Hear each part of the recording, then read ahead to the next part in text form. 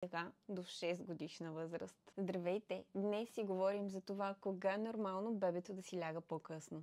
Започвам с уточнението, че за приемлив час на лягане взимаме 21 часа и всяко лягане след този час се счита за късно лягане.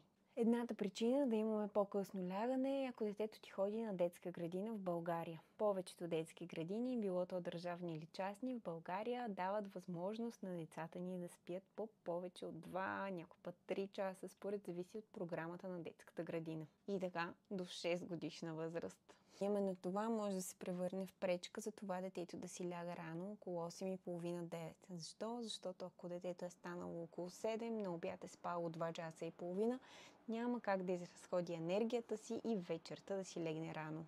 Всички ще кажат, 8:30-9, това е ужасно рано, особено лятото. Факт, но качественият сън е в първите часове на нощта. Отделно от това има деца, по-малко на брой, но все пак ги има, които са по-малко спящи от самото начало.